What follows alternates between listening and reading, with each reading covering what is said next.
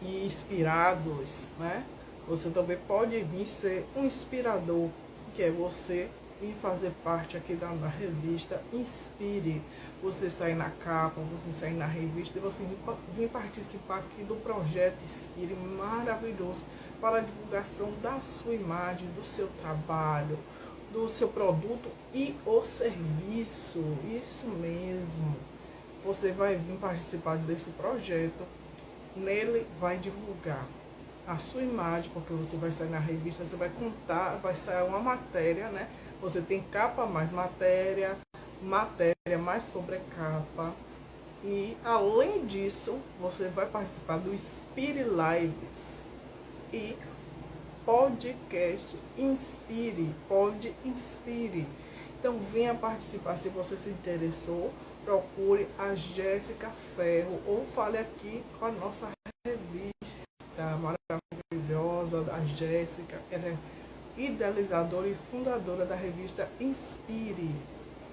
E a gente vai ter hoje o Inspire Lives com o Marcos Batista. Estamos aqui aguardando ele entrar.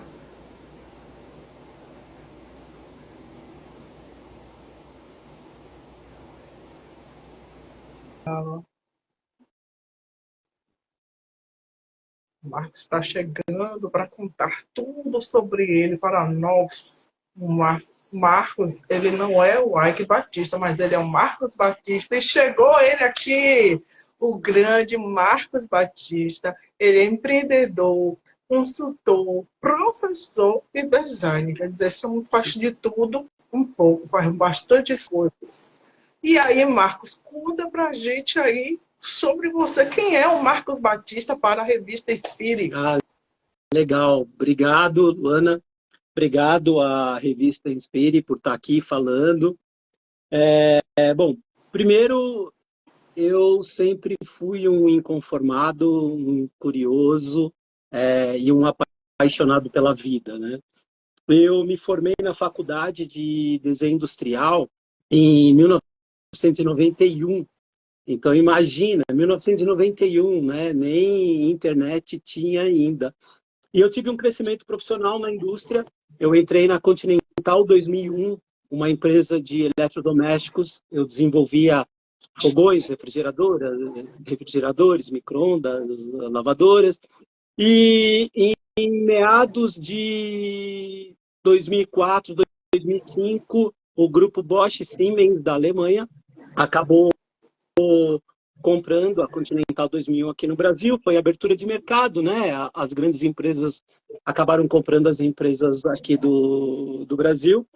E eu cheguei até a gerência de design da América Latina das marcas Bosch, Continental, GE, Siemens. E durante todo o tempo que eu fiquei na indústria, eu praticamente desenvolvi mais de 300 eletrodomésticos, né? E utensílios domésticos. E a indústria, fora os prêmios que eu acabei ganhando como designer, me levou a lecionar dentro de algumas instituições de ensino, né? Fui responsável por trazer os primeiros cursos de pós-graduação do Instituto Europeu de Design, lá de Milão, para São Paulo. E diante de toda essa jornada, muito reconhecido, né? Uma experiência vasta na área de design de produtos, desenvolvimento de projetos, ferramentas ágeis como design thinking, eu decidi empreender. Isso era 2008. Eu tinha 38 anos de idade. E aí eu resolvi empreender. Tive uma carteira grande de clientes e empreendendo eu comecei a me aventurar a estudar outros temas, como cidades inteligentes, economia criativa, e me tornei um grande parceiro do Sebrae. E contratado pelo Sebrae, eu tive a possibilidade de viajar o Brasil inteiro, trabalhando desde a área da saúde até uma indústria 4.0, turismo, o varejo.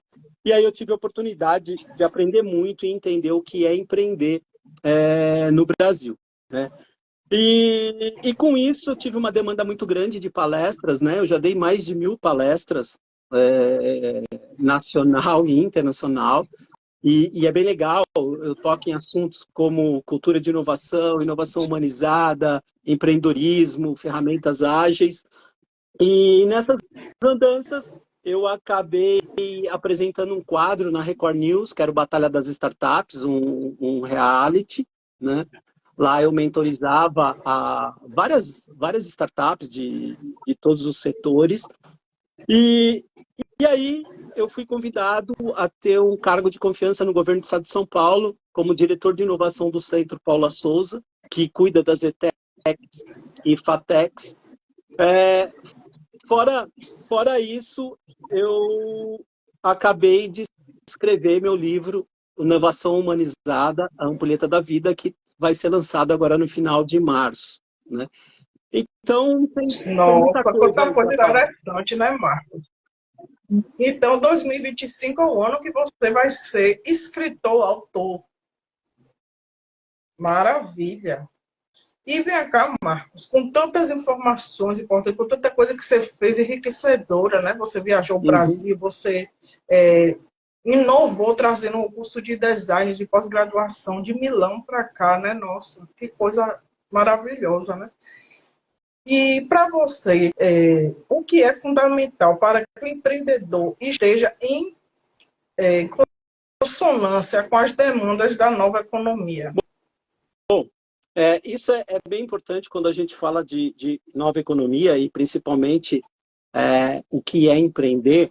E eu costumo falar muito sobre realidade, eu falo do empreendedorismo, da inovação, do mundo real. A primeira questão que eu acho que todo mundo tem que fazer, empreendedor ou intraempreendedor, é entender em que mundo a gente está vivendo, sabe? E começar a questionar, será que a gente está vivendo no mundo da verdade ou da mentira? Será que a gente está vivendo o mundo da consciência ou da conveniência? Será que a gente está vivendo o mundo do amor ou do ódio? Né? Qual repercute mais e mais rápido? Será que a gente está vivendo ou sobrevivendo? Será que a gente está na era da informação em profundidade ou da superficialidade? Será que a gente vive um mundo do humano ou do robô? Da realidade ou ilusão? Do inocente ou culpado? Então, perceba, quando eu coloco essas questões, na grande maioria, a gente está vivendo um mundo que não é o melhor. É um mundo Da, onde a mentira prevalece, a conveniência, da dualidade, né? né? Então, é importante que o empreendedor entenda o seguinte, e eu tenho acesso a muitos empreendedores de todos os setores, falava a eles, olha, onde estão as deficiências, as barreiras, né? O que te impede de empreender e inovar? E a maioria deles diziam que era ou falta de recurso, tempo, dinheiro, pessoas, ou falta de capacitações, habilidade, conhecimento. Mas poucos falavam que era a mentalidade, né? Essa mentalidade construída para o que é nova economia. E por que eu estou falando isso? Durante todos esses anos, o que eu percebi que a maioria das Então, deixa eu ver empresas... se eu entendi, Marcos. Deixa eu ver se eu entendi aqui. Então, a nova economia você está trazendo para nós que seria a mentalidade empreendedora. A nova Então, é a construção dessa mentalidade economia, empreendedora é essencial para que o empreendedor venha realmente empreender com sucesso. É isso? olha só, a nova economia, ela traz uma característica diferente da economia que a gente estava acostumado, da era industrial, de gerar produtos em demanda para que você tivesse pessoas comprando em demanda, né? A nova economia, ela trabalha muito sobre a questão da transformação digital e da exponenciabilidade, onde os valores não estão só nas coisas, mas os valores estão no acesso, na palma da mão, né? Quando a gente fala de nova economia, é um jeito diferente de ganhar dinheiro. Por exemplo, o Instagram, que é uma empresa da nova economia. Todo mundo que está aqui está utilizando o Instagram de graça. A nova economia é isso. Ela rompe a barreira do dinheiro para que as pessoas entrem e utilizem aquele serviço. Mas na nova economia, algumas empresas, quando a gente não paga pelo produto, nós somos o produto. Tá? Então, muda um pouco a Então, você característica. traz que a nova economia seria essa era digital que estamos vivendo. E agora, mais profundamente, com o advento da IA, que seria uma inovação, Exato. correto? A transformação digital, mediante as tecnologias exponenciais que saíram do laboratório e se conectaram, como a indústria aditiva do 3D, internet das coisas, realidade aumentada, realidade virtual, todas essas coisas, com o advento da tecnologia, né, como o smartphone, por exemplo, e um evento que chega como crise, quando a gente tem esses eventos se cruzando, a gente tem novos modelos de negócio aparecendo, né? E o que eu percebi, andando pelo Brasil, que a maior parte das empresas ou profissionais que faliram nos últimos anos, eles não faliram porque Sim. fizeram coisas erradas, mas faliram, sobretudo, porque fizeram a mesma coisa certa durante muito tempo. Então, a pessoa ela tem que estar em constante inovação, né? Como diz a música lá do nosso amigo aqui de Salvador, Raul Seixas, você tem que ser uma metamorfose ambulante. E isso não é só no físico, isso é também no mental. Correto, Marcos? Exatamente. Então, o empreendedor ele tem que entender que aquele mundo, do jeito que ele aprendeu, do jeito que ele consumia, do jeito que ele vendia, do jeito que ele buscava informação, esse mundo morreu. E surge um outro mundo, né, que é uma mudança de era, onde a economia e as empresas mais valiosas do mundo estão pautadas sobre a economia da atenção. O que é a economia da atenção? São essas empresas, as mais valiosas do mundo, como a Meta, a Microsoft, a Apple, o Google, a Amazon. São essas empresas que disputam a tapa o seu tempo, a sua atenção. Por quê? Porque hoje o ser humano está datificado. O que vale são os dados. Por isso essas empresas são as mais valiosas do mundo. E como conciliar essa inovação agora com o advento da IA? Como fazer isso, nessa inovação, de uma forma mais humanizada para o cliente e também para o próprio empreendedor, o empresário, enfim? Olha, a primeira coisa que a gente tem que entender é que a tecnologia vai bem, obrigado, mas a sociedade não. É importante a gente começar a se perguntar o que a gente está produzindo enquanto sociedade. Qual o impacto de toda essa nova tecnologia? A gente sai de uma sociedade disciplinada, que é a sociedade que eu nasci, que eu vivi. Uma sociedade que tinha uma vida heróica, uma sociedade que tinha a paciência de entrar numa empresa, crescer nessa empresa e alcançar um cargo. A gente vinha de uma modernidade sólida, onde existia uma disciplina, uma obediência, as relações eram sólidas, os formatos eram parecidos.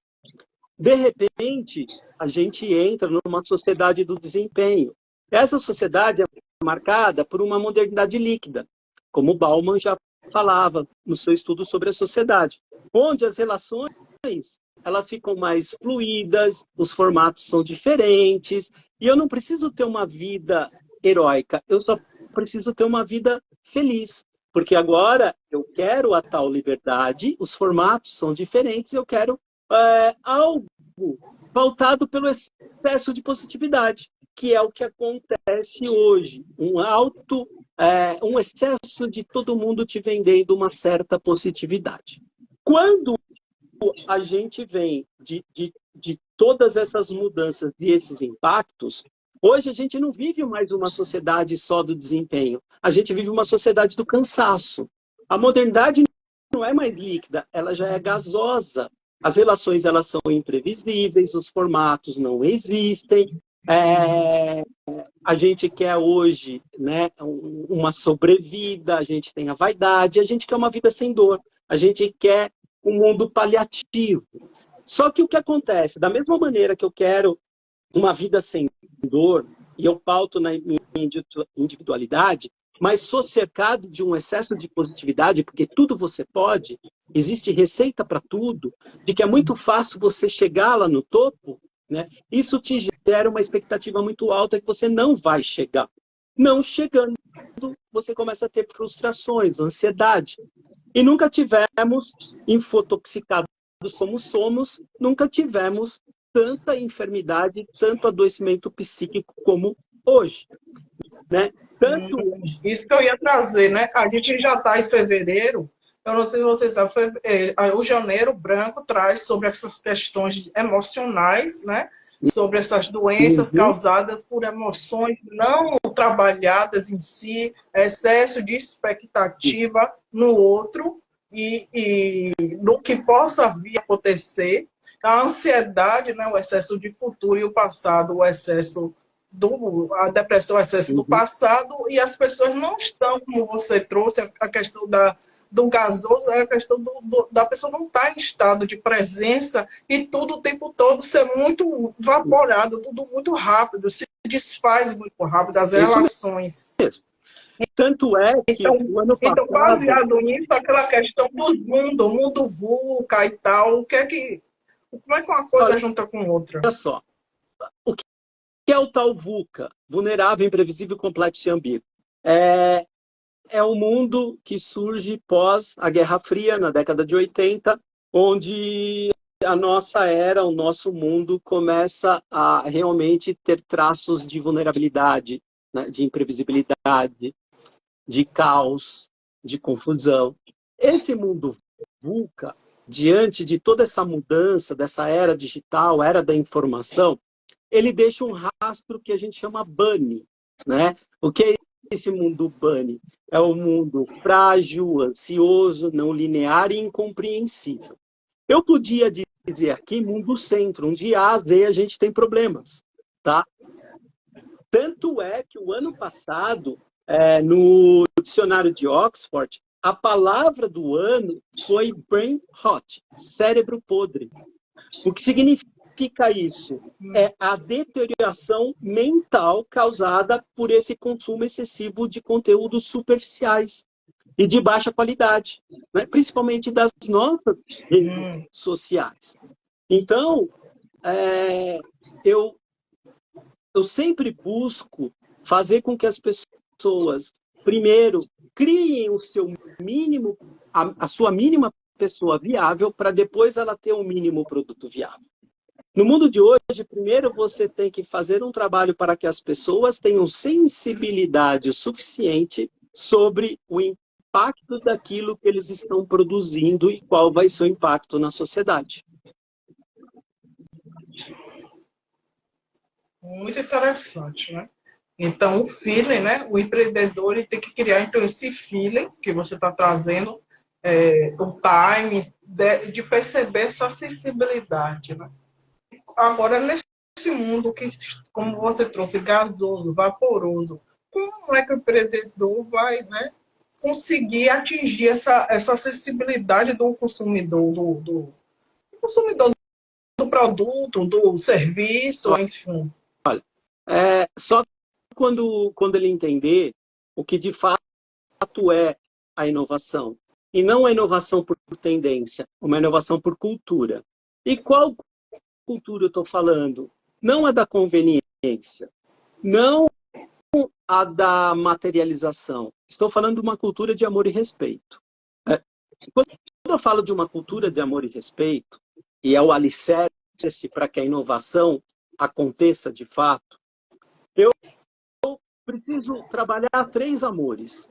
Quais são esses amores? Um primeiro amor, né, que é o amor platônico, que é da era do consumo. É o amor da falta, o amor do desejo pela falta, né? Eu sempre amo aquilo que me falta. Eu busco algo que me falta. E essa é a era da economia. Nós vivemos a era do amor platônico. A vida inteira a gente busca algo que nos falta. E nós, empreendedores, precisamos gerar esse amor platônico, que é o desejo pela falta. Porém, esse amor também precisa ser um amor de Aristóteles, que é um amor da alegria. Então, deixa de ser eros e vira filia. É o amor da família. O amor daquilo que você buscou, que lhe faltava, só que te traz satisfação. É relevante, é percebido, né? Esses 2 amores, o beneficiário somos nós, a empresa, o nosso negócio. Para que a inovação de fato aconteça como... O primeiro amor seria aquele produto que a pessoa consome vorazmente, né? E o segundo amor seria aquele tipo de produto que a gente fala que quando a gente fala assim de família, que a pessoa sonha, tudo, aquela família do comercial de margarina, né? É assim, o Seria primeiro algo nesse produto sentido. é gerado pelo nosso desejo, pelo nosso impulso, algo que nos falta, né? Então, o exemplo assim, eu saí em busca da felicidade e voltei com um par de sapato. Então, algo vai preencher algo que lhe falta. Um Isso. vazio. O fili, Isso, preencher aquele vazio, né? Que as pessoas sentem, né? exatamente. O filia, que é o... Seja um produto alimentício, seja o que for, né? Isso. Que a pessoa E for procurar por aí para isso. preencher o vazio. E o amor filia, né, que é de Aristóteles, é quando esse produto que lhe faltava, a sua conquista, ela é relevante. Ela tem algo, uma alternativa que muda a tua vida, que te traz uma condição diferente. Só que esses dois são amores onde o benefício... Para que eu tenha uma cultura do amor, da inovação, falta um terceiro amor, e esse terceiro amor é o amor de Cristo, que é o ágape. Agora, o beneficiado não sou eu, são os outros. É um amor da entrega, né? Então, se a gente olhar para os amores, né? E quando a gente fala amor, a inovação, a mãe da inovação é a necessidade, que é amor ao novo. O propósito, que é o centro, né? Para que a gente materialize alguma coisa que está no campo do ser, é o amor e sentido à vida. Isso é propósito, está no campo do ser. As pessoas entram e saem melhores do que entraram. E a filosofia, ela traz...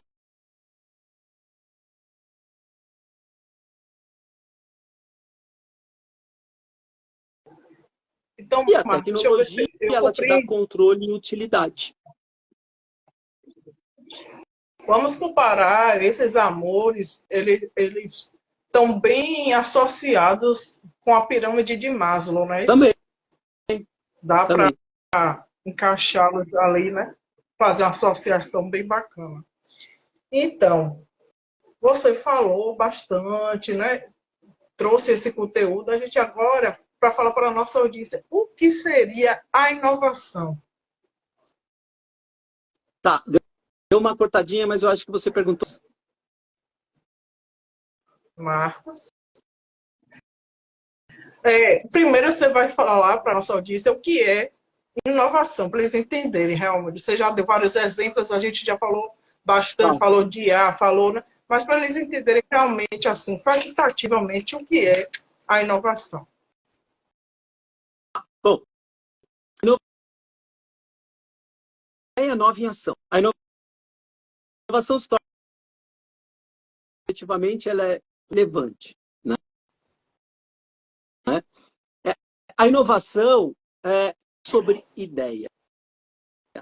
Quando a gente fala de inovação, nunca foi só sobre falta de ideias ou ideias. Quando a gente fala de inovação, a gente fala de um propósito que está no campo do ser, que precisa de uma cultura para que isso aconteça, com proatividade das pessoas e processos.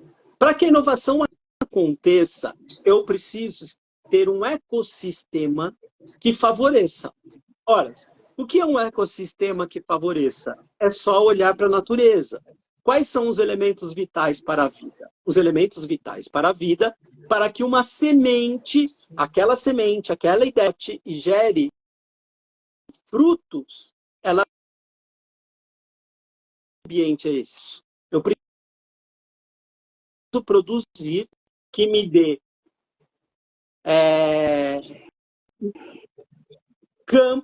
um campo que aceite essa semente e seja um campo fértil. Bom, depois que eu preparei esse terreno, essa área, esse lugar, esse ambiente, eu preciso da água, eu preciso de alguém que irrigue essa ideia todos os dias, eu preciso de uma governança para que essas coisas não saiam fora do meu contrato, que é o propósito. Além disso, eu preciso da luz, onde o símbolo é o fogo. Sim, o que é a luz? A luz é que vai dar o desenvolvimento para tudo isso. Tá? Fora a terra, a água e o fogo, eu preciso do ar.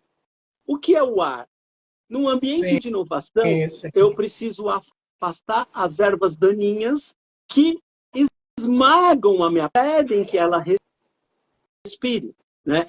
Então, quando eu falo de inovação, eu falo desse propósito que precisa ser materializado, onde a causa me leva a uma alternativa e que essa alternativa mude a vida de alguém.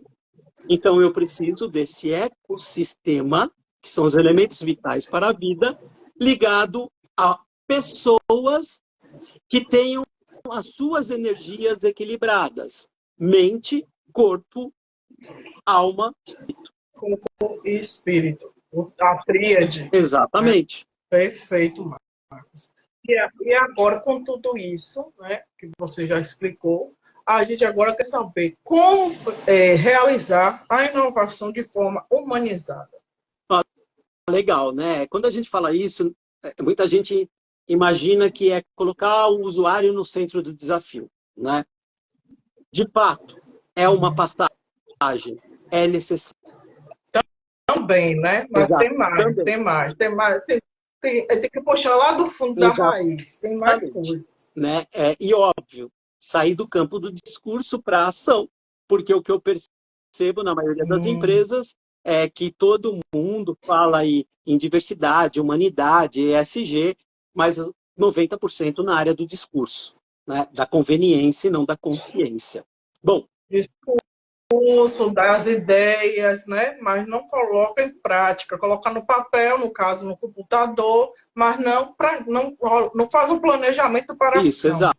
exato. E aí, quando eu falo de construir uma cultura de inovação mais humanizada, é necessário que eu entenda que o meu briefing, antes de desenvolver coisas melhores, eu preciso produzir seres humanos melhores para depois desenvolver coisas melhores. O que é esse processo de desenvolver seres humanos melhores? Né?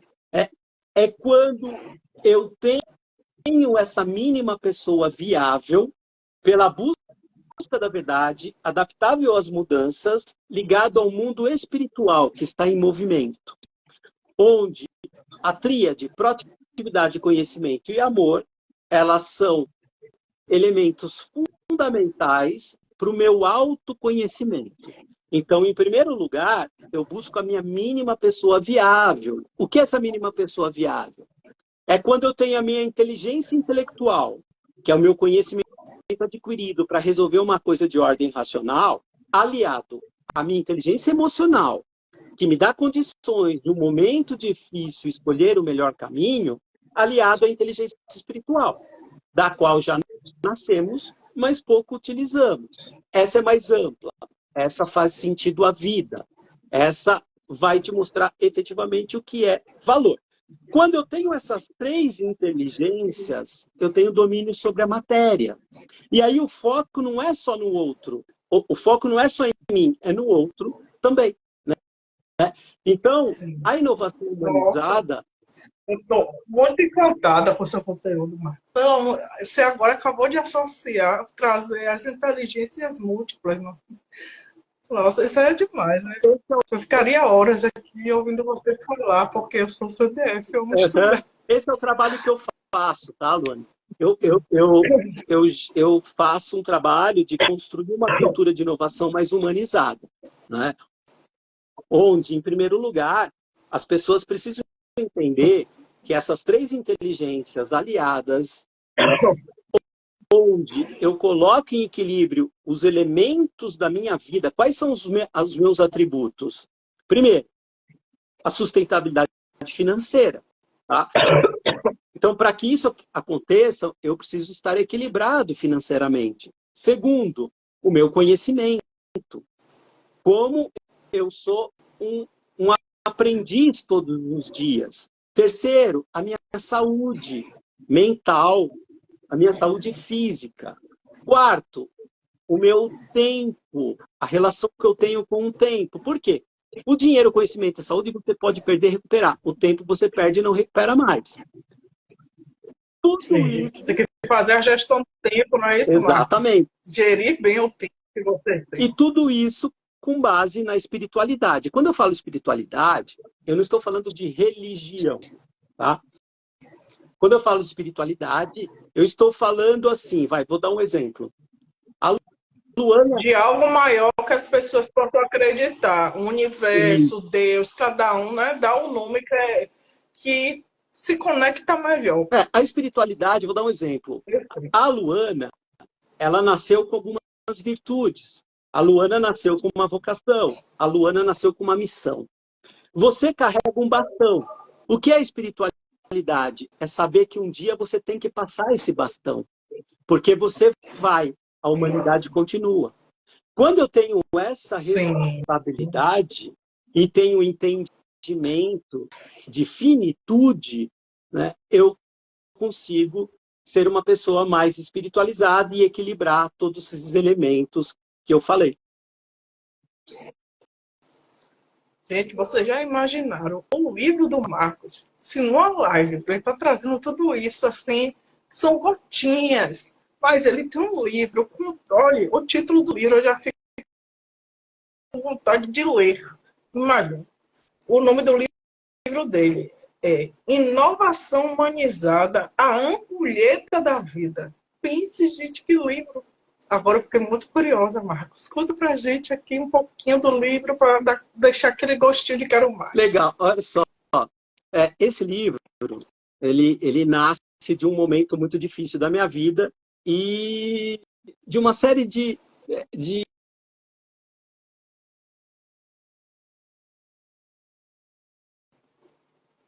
são a saúde mental,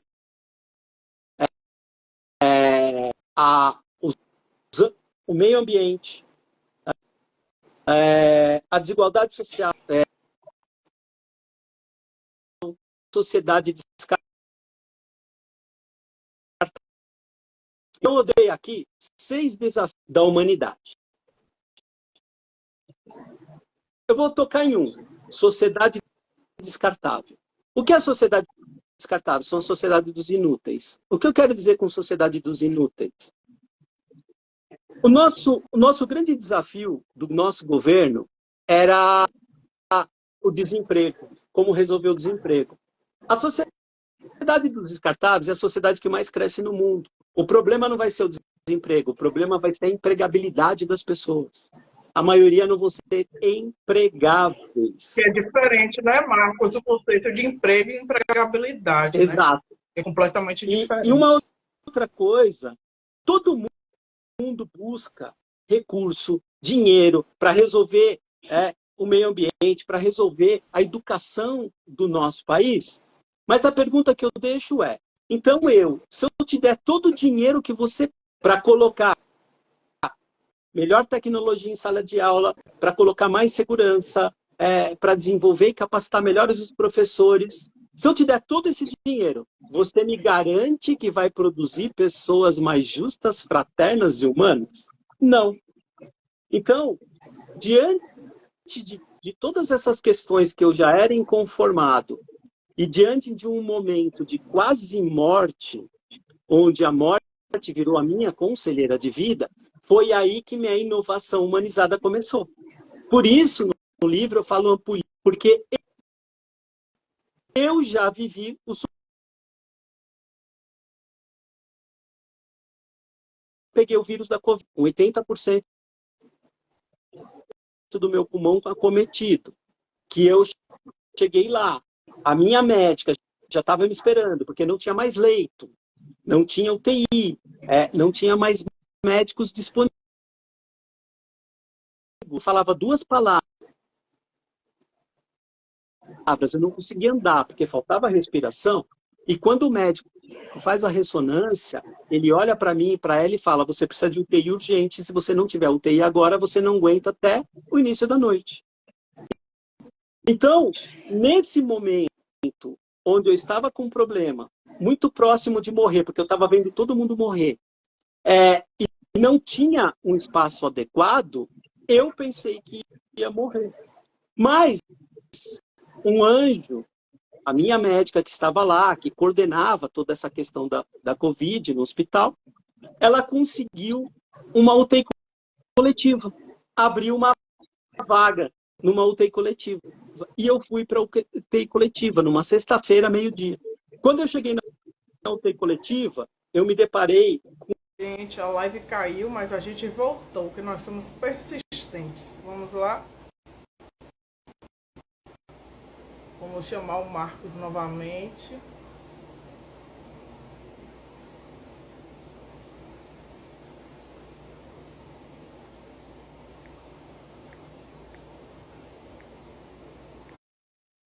A operação que ele viveu.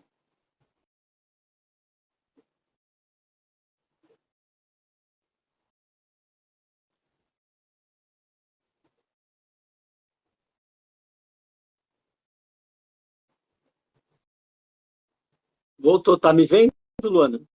Sim, estou te vendo. É que uma coisa que acontecia muito na época que a gente viveu, em 2020, a quase 2021, o início de 2022, eu acredito que é o que está acontecendo agora, que não pode falar o nome, né? Pode até falar pandemia, mas o nome do que causou não pode ser dito, que aí eles derrubam, né? Mas normal. Ah, Continua verdade. explicando. Bom, então, Essa experiência que devido, você viveu de superação, né? devido Estava a na isso, UTI. e quando eu na UTI, olhando 7 pessoas entubadas ao meu redor, e eu ali com muito medo, achando que efetivamente eu ia morrer, e o médico falou que ia tentar o último procedimento antes de me entubar, e que se eu não evoluísse, eu seria entubado. Isso foi meio-dia. Quando foi meia-noite, eu vi o primeiro morrer na minha frente, 42 anos de idade. Naquela época eu tinha 51. Quando eu vi o primeiro morrer, né, e todo mundo tenta reanimar, toda a equipe médica, os enfermeiros, os médicos, e pronam, e viram, e tentam, de repente um silêncio, quando eles efetivamente não conseguem recuperar a pessoa. E eu vendo tudo aquilo, e desesperado, né? E eu comecei a perceber que a maior tragédia da vida não era a morte, mas sim o tempo. Que talvez eu não tivesse mais a oportunidade de abraçar mais uma vez quem merecia, valorizar as coisas que efetivamente valorizavam, ou falar eu te amo para quem merecia, ou dar o último conselho para as minhas filhas. Brincar a última vez. E isso foi mais pesado, Luana, quando 5 horas da manhã eu vi o segundo morrer. Esse segundo foi pior ainda. Ele tinha 35 anos, quando toda a equipe estava tentando reanimá-lo, de repente um silêncio, que era a morte, a equipe fica toda chateada. O médico, nesse momento, ele deu um murro na mesa, e eu vendo tudo, Luana, escutando tudo. Ele deu um murro na mesa e falou, eu não acredito que eu perdi o André. Quando ele entrou aqui, né, e a gente entra com aquele aventalzinho que é aberto atrás, tinha 2 bolsinhos na frente, e ele falou para o André, o médico, olha, nós vamos ter que entubá-lo. O André, sem poder falar, ele tirou a foto do filho de 11 meses do bolsinho e forçou uma fala, não deixa eu morrer. E o médico começou a chorar. E nesse momento, eu tive uma conversa com Deus, com o divino, com algo superior, de que eu entendia por que eu estava vendo tudo aquilo, qual era a missão, que contrato eu deveria fazer a partir daquele momento.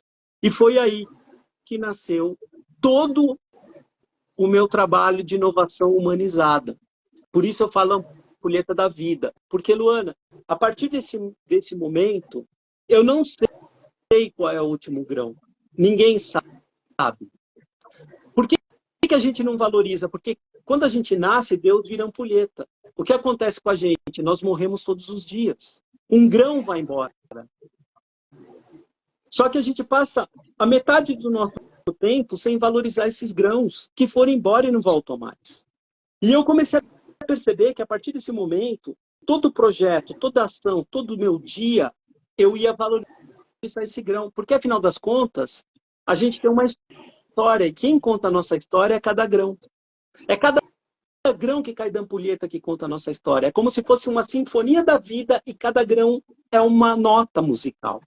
Então, eu comecei a valorizar todos esses grãos que caíam. E eu comecei a passar isso para as pessoas. Por quê? Qual era a minha sensação? No meu último grão, eu vou ter mais orgulho ou vergonha da minha vida? O que eu produzi, todas as coisas que eu desenvolvi, são para mais orgulho ou vergonha da minha vida? Então, eu posso falar mas com 100% de certeza, Luana.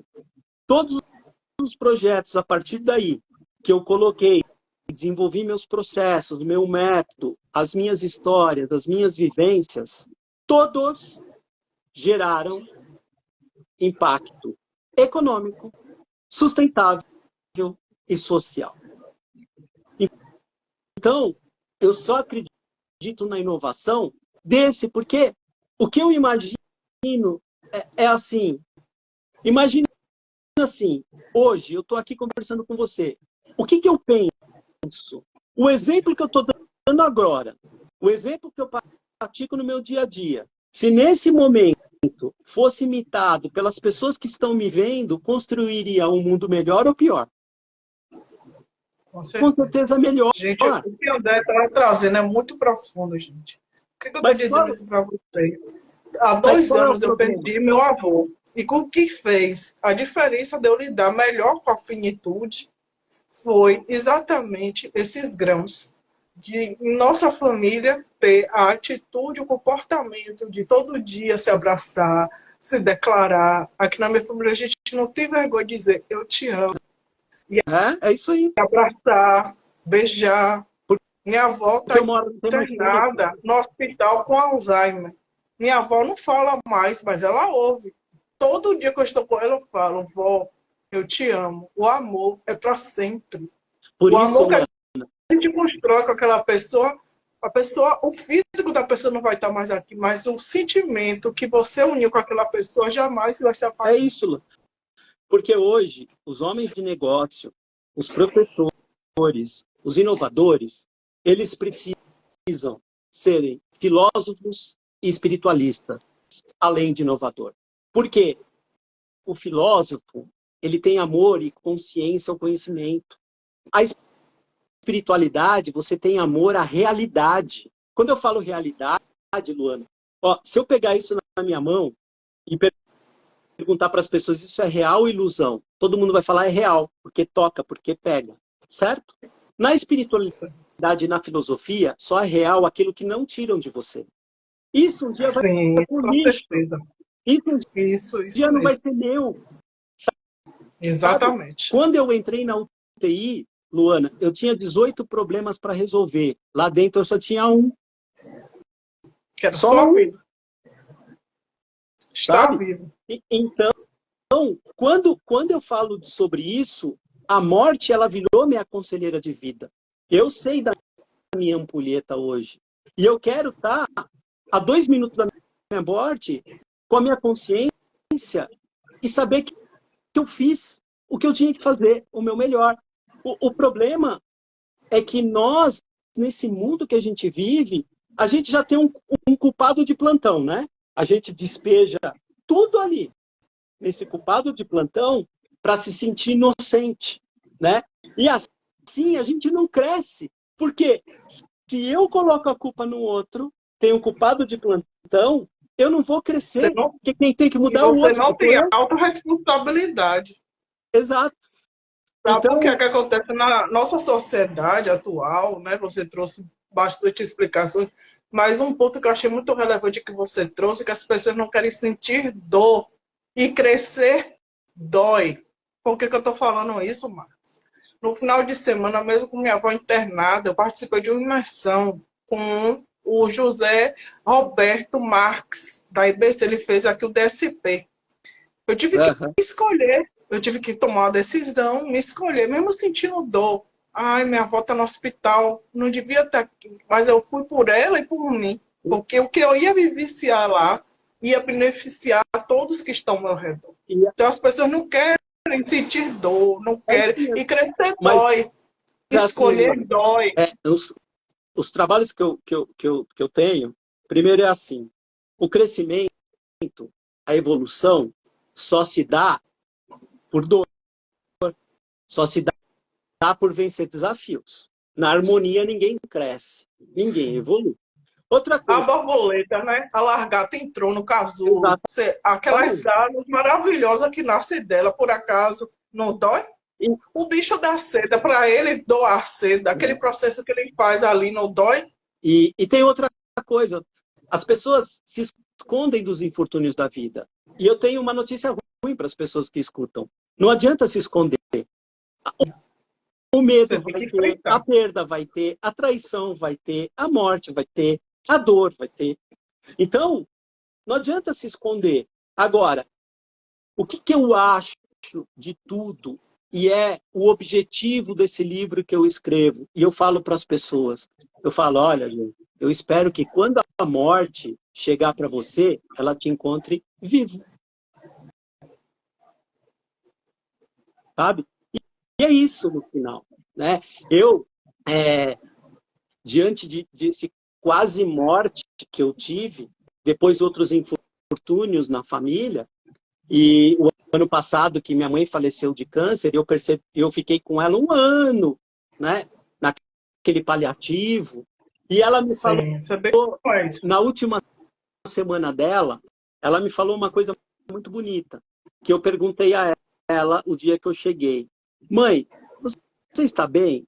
Ela falou, Marcos, eu estou bem, eu quero saber de você. Você está bem? Eu falei, mãe, eu estou, estou conversando com Deus, né? Aí ela olhou para mim e falou, Marcos, eu tenho uma coisa para te falar. E ela bem debilitada já, ela falou, Marcos, Deus não existe.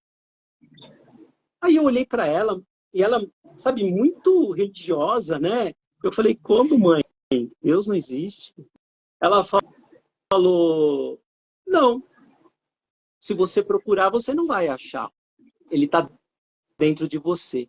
Deus, Ai, que coisa mais linda. Deus é o carinho, Deus é a generosidade, Deus é uma boa ação, Deus é isso, Muito lindo. né? Que sabedoria da sua mãe. Que E mulher aí, sábia. ela falou, e outra coisa, Marcos, se eu abrir os olhos hoje, eu tenho que fazer por merecer, porque alguém acreditou em mim. E aí, Todos Silvana, os dias, aí eu né? vejo Que a gente abre hoje, o olho. aí eu vejo hoje, nesse mundo infestado de superficialidade, de receita de sucesso clonado, onde as pessoas acham que podem chegar onde querem, de que não precisam sofrer para chegar, e compram essas receitas desses charlatões, desses gurus, desse monte de gente, e é isso que me incomoda, tá? Porque você sai fora do sentido da vida. Então, é, eu sempre gosto de fazer com que as pessoas nos meus projetos, elas tenham a seguinte reflexão. Depois do dia que eu tive hoje, as minhas escolhas, as minhas ações, os meus pensamentos, tá? Depois desse dia que eu tive hoje, qual será o meu amanhã? Tá? Então, o que você está plantando hoje? E Você aí, não vai plantar a abóbora e colher abacaxi. exato, e aí esse é o meu caminho, Luana. Depois, por isso eu trabalho o conceito de inovação humanizada, onde eu desenvolvo uma mínima pessoa viável, depois uma máxima pessoa de valor, para que elas desenvolvam um mínimo produto viável, mas que elas entendam que todo mundo tem uma ampulheta. Para alguns cai mais rápido, para outros mais lento. E você nunca sabe o lugar da fila que você está. Então, valorize. Valorize Isso, esse você grão. não sabe. Muito bonito, Marcos. E você não sabe, como você disse, o lugar da fila que você está. Mas quem é você nessa fila é que você tem que saber. Exatamente assim. E eu aprendi uma coisa, mais uma coisa com a morte. Geralmente as pessoas dão as costas para a morte, né? As pessoas têm medo. Assim como eu, morri de medo naquele dia. Mas a gente tem medo porque a gente não está de bem com a vida. Parece que a gente está devendo alguma coisa. Parece que a gente está sempre devendo alguma coisa. E a morte, ela realmente se tornou uma conselheira de vida para mim. Por quê? Só tem uma chance de a gente se eternizar nos outros. É a única chance que a gente tem de se eternizar nos outros. Quem morre e é esquecido é porque não foi importante. Quem é importante é lembrado, é eternizado. Então, esse é o meu legado, Luana. Esse é um Que pouco... coisa linda, seu legado, muito bonito, que história. É emocionante, Marcos, é emocionante, muito emocionante, inspirador. Por isso que o Marcos está aqui, porque ele é uma pessoa que inspira, ele é um inspirador. E você quer ser um inspirador também? Então agora eu convido todos os seguidores do Marcos a seguir aqui a revista Inspire e todos os seguidores da revista Inspire seguir o nosso amigo aqui, o Marcos Batista, que ele já é Ike Batista, né? É o próximo Ike Batista aí, só que muito mais humanizado, muito mais, enfim, gente. E peço com carinho que vocês sigam a pessoa que aqui vos fala, que apresentou aqui a live para vocês, euzinha Luana Romariz, a elegante. Porque eu trabalho com elegância humanizada. Porque a elegância é necessária para a gente viver melhor nesse mundo que o Marcos trouxe. Né? Porque a elegância está no carinho, está no falar, está no sentir, está no não é só vestir uma roupa bonita, não. A elegância, ela vem de dentro. É você conectado com sua essência para você agir assim, com tudo isso que o Marcos trouxe para a gente. Então é isso, gente. Eu agradeço a vocês. Uma excelente noite. Parabéns, Marcos, pela live maravilhosa, pelo conteúdo extraordinário que você trouxe aqui para a gente. Eu que agradeço. Boa noite a todos e sigam aí a Revista Espírita. Tchau, tchau. Tchau, tchau.